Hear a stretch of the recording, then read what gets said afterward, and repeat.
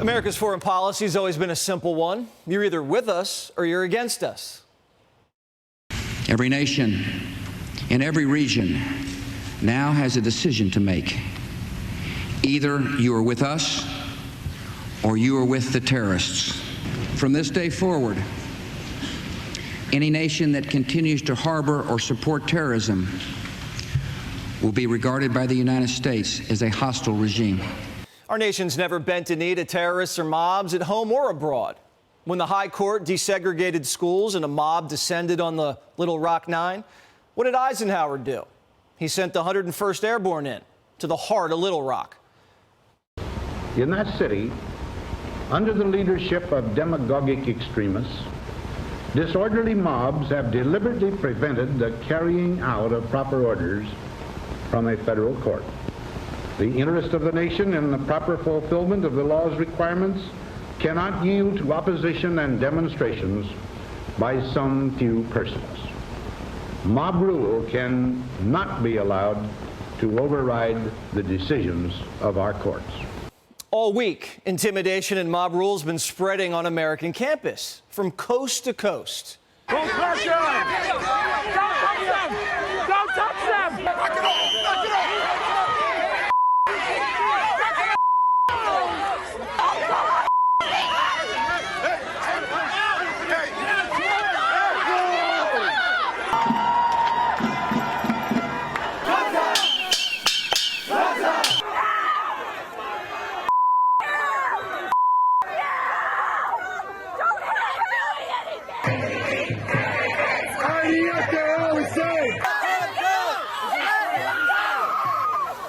And it's not just what they're doing, it's what they're saying. Listen.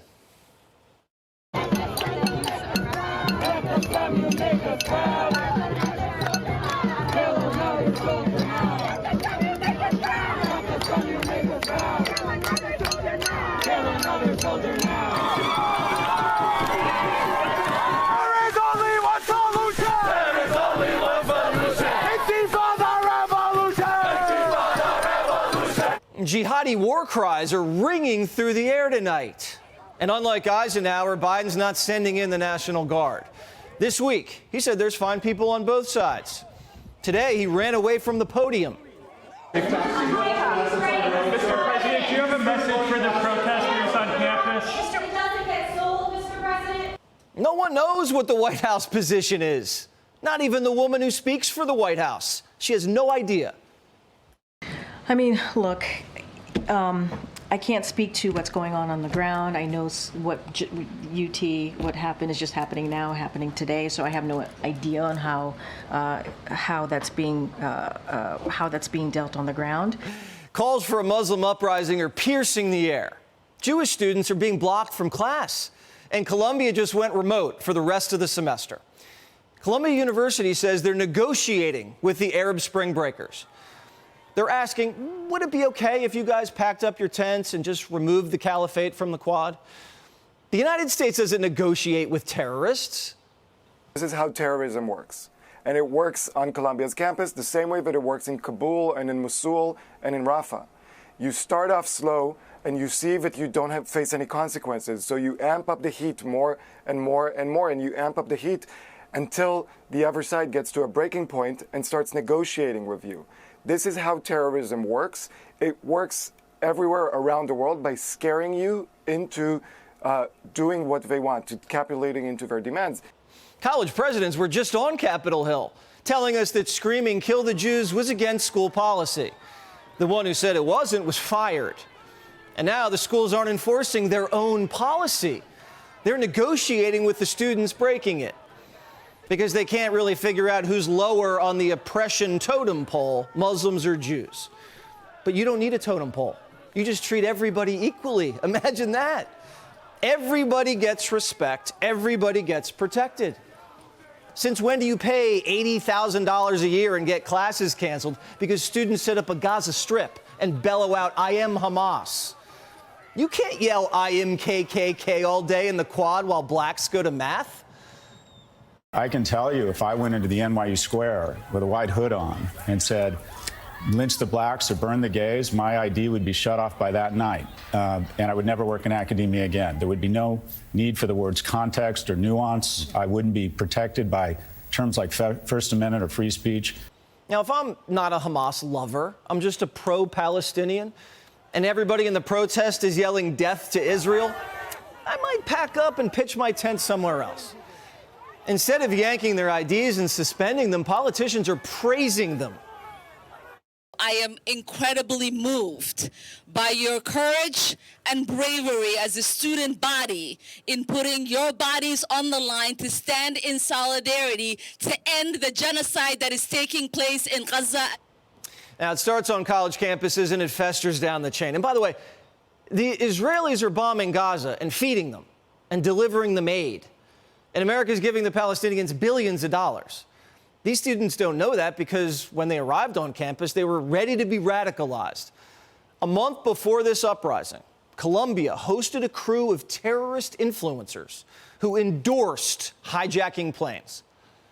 Take, for example, hijacking airplanes. It was one of the most important tactics that the Palestinian resistance have engaged in. If it wasn't for these tactics, we would never heard of Layla Khalid, for example, and other Palestinian women who led these kind of heroic operations that introduced the Palestinian questions to the world.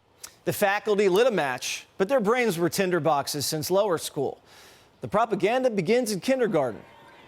Today what we're going to do is we're going to shout, "Free Palestine." Can I hear that? Free Palestine! If you're a drag queen and you know it, shout, Free Palestine! If you're a drag queen and you know it and you really want to show it, you're a drag queen and you know it, shout, Free Palestine!